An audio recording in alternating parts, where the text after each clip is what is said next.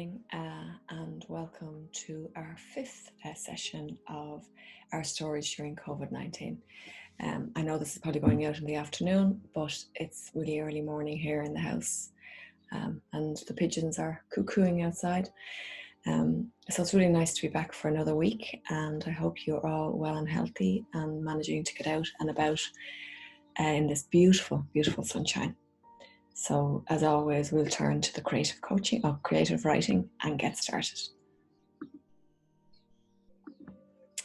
So as it's always about, as we said, connecting with each other creatively, and that's a huge part of maintaining our well-being during this time, where we can reach out to other people, not just creatively, obviously, but in every way that we can.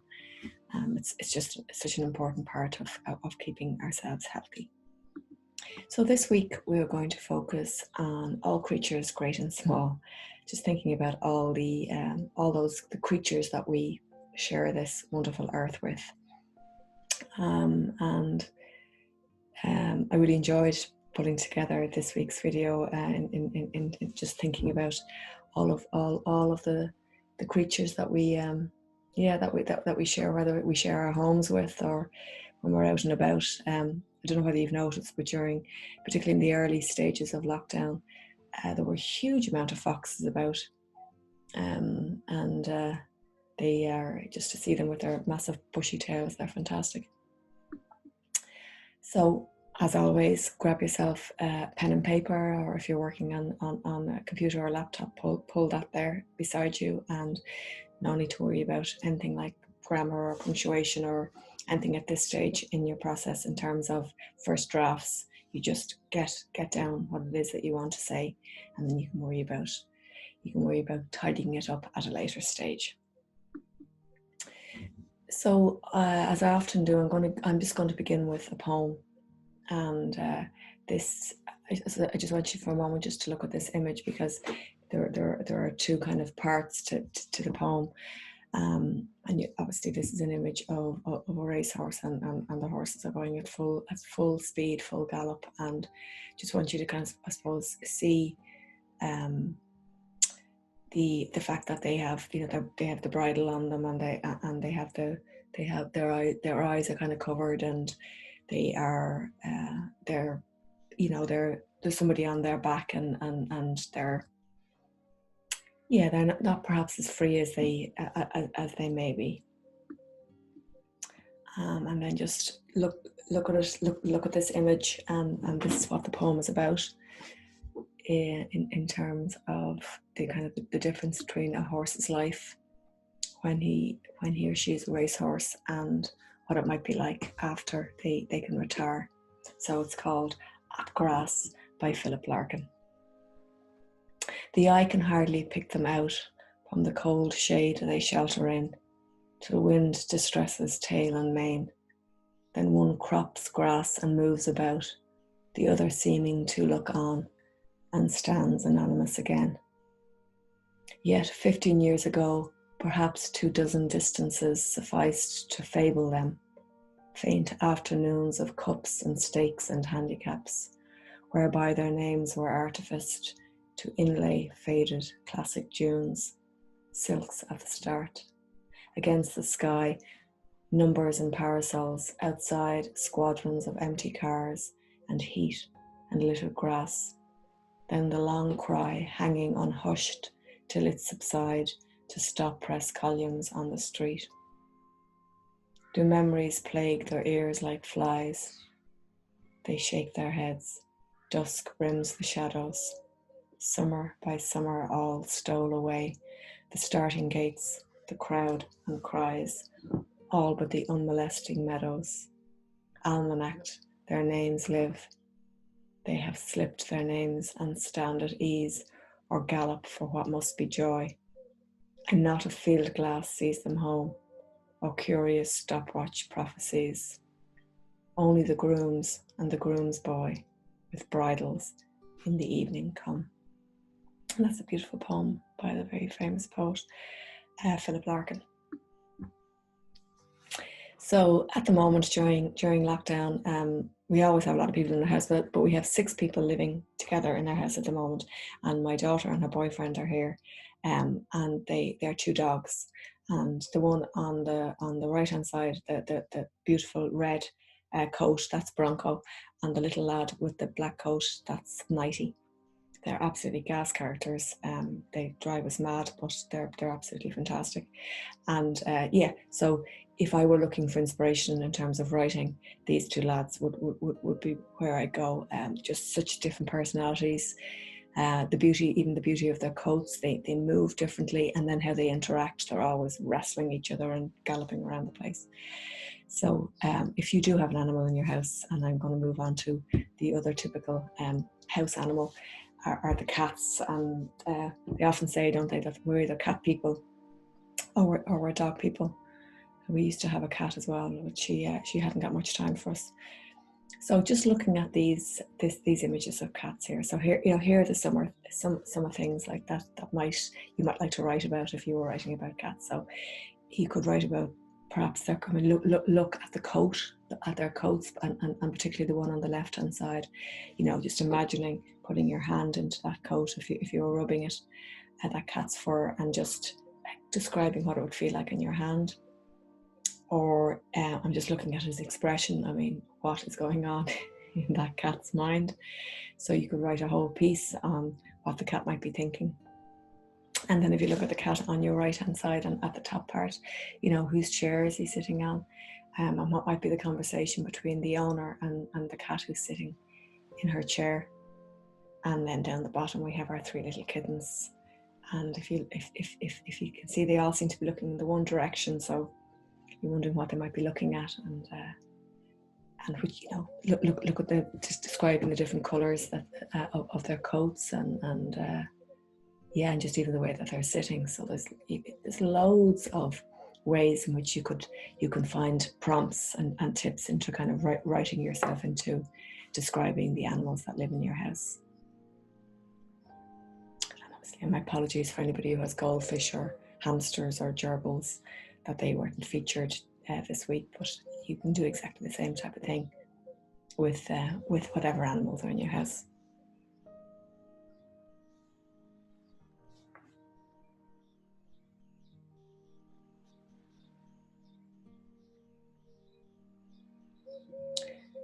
And I have a friend in one of my writing groups, and her back garden, she said, is like a jungle.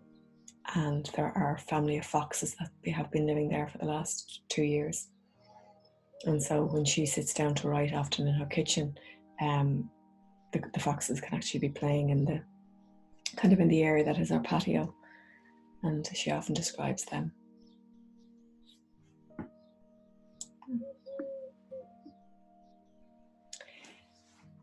So I talked about creatures great and small. So here is a little caterpillar, and then obviously a butterfly.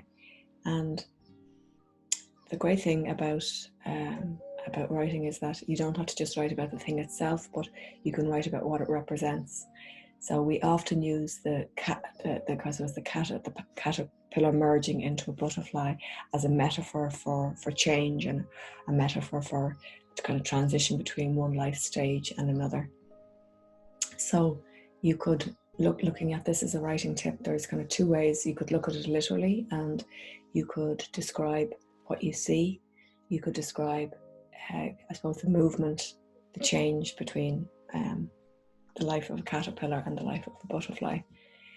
But if we were looking at it in terms of kind of COVID-19 and globally what's happening in our world, you could think about the fact that the caterpillar could represent the stage that we're in now, where we are still in the kind of cocoon stage of the change between the life that we had before COVID-19 and the life that we're going to have post COVID-19, even though we know that may take some time. So there's an opportunity here to either take the images literally, or else you could take them metaphorically as well. So just take your time and look at the incredible colours,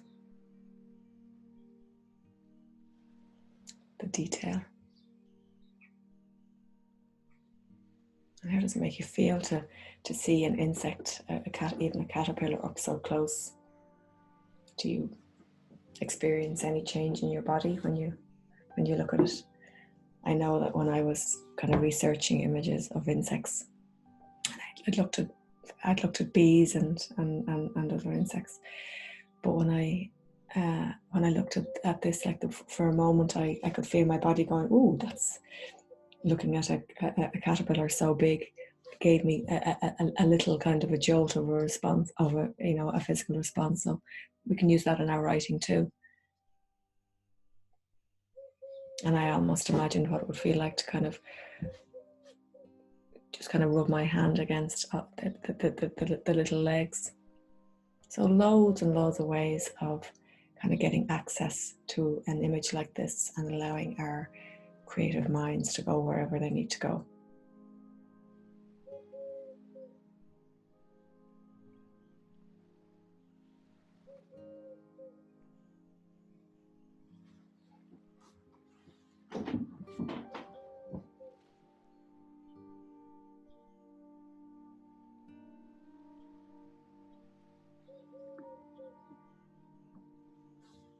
Now, a very different image. This is an image, obviously, of a whale underwater. Just give yourself a minute to just take in the picture, take in the image. And what does it elicit from you when you see it? So we've moved from an insect that is a caterpillar that's so small, and now we're looking at the largest creature on Earth, living in our seas. So what words might come to mind? Something so majestic about whales, awe-inspiring. If you were describing its size, enormous, gigantic, huge, what words would we describe?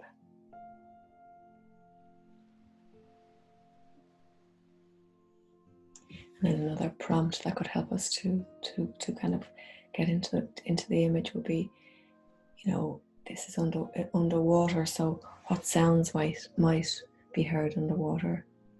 And we know that whales can speak to each other across vast distances. So what is the sound that a whale makes?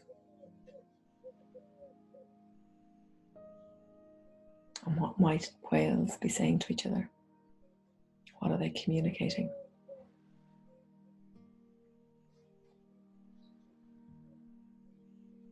And then if you look at the water, we have all of the bubbles rising to the surface, and we have the sunlight playing on the water. So you've got the different shades of greens and blues.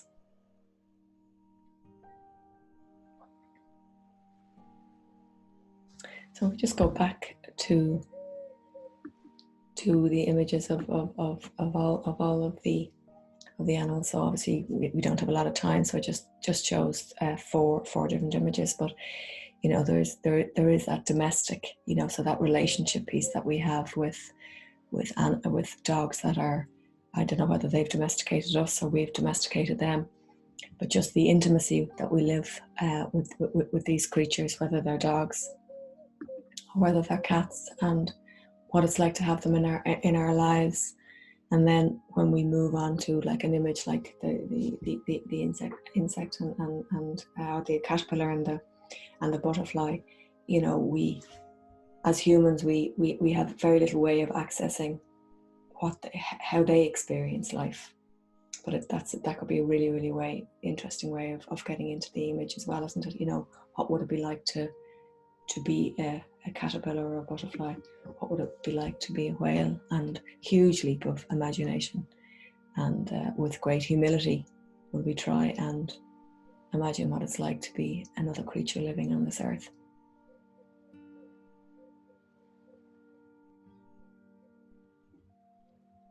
And with COVID-19, one of the advantages or one of the very positive side effects of it has been is that the earth has been quieter, and early on, even within the first few weeks of the lockdowns, there were fish swimming up the in Venice that hadn't swum up for many years.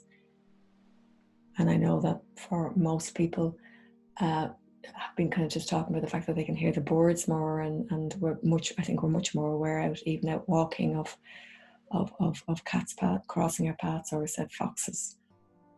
So even though we are all very much looking forward to getting back to a new normal with COVID-19, it has given us the time to stop and reflect on not just our relationship with ourselves, but our relationship with the world around us, the creatures that we share this world with.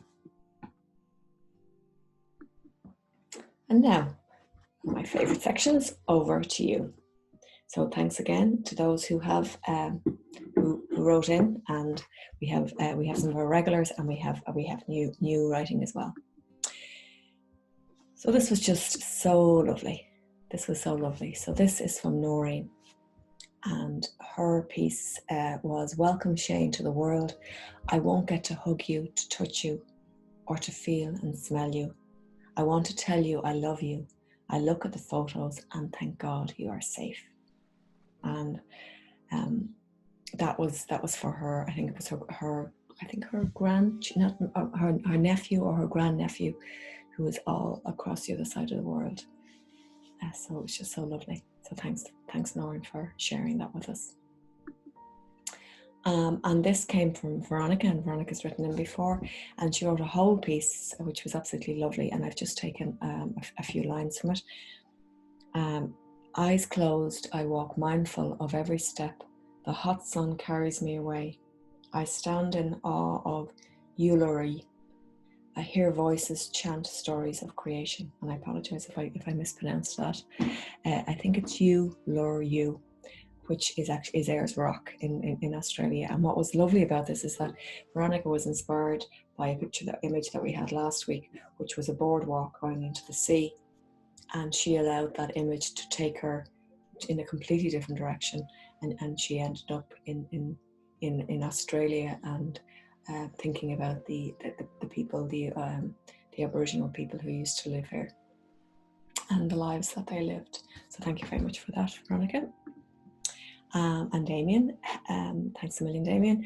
So he's thinking about people who are separated in or beginning relationships during COVID. Together we had each other, apart we tried to fill empty spaces. That awful feeling inside, holding, not possible, holding it together apart. Our present, perhaps our future, our new challenge. And he took as his inspiration the name of the website and the name of the initiative, Holding It Together Apart. And then Eamon Blake. Eamon, this is again from a longer piece that Eamon had actually brought to our writers group, Dublin Writers Forum, and it was just lovely, a piece around the idea of the table that's in our house being part of a tree. So he's thinking about that tree. He says, "The life you had, a century and more, your rings I count, your stories they tell. Your story they tell, the wide ones speak of times aplenty, the narrow, a different tale. Now you're here all smooth and glossy, my home is yours, around you we gather." So that finishes this week's session, and thanks a million for listening, and I look forward to hearing from those of you who'd like to share your work. And as always, the email is anne@creativecoaching.ie. So I know the weather forecast is good for the next few days, so I hope that wherever you are in Ireland, or perhaps further afield, I hope that you have a lovely, lovely weekend and can enjoy the sunshine. And in the meantime, stay safe and well, and I'll see you back here again next week. So all the best, and enjoy the rest of your day.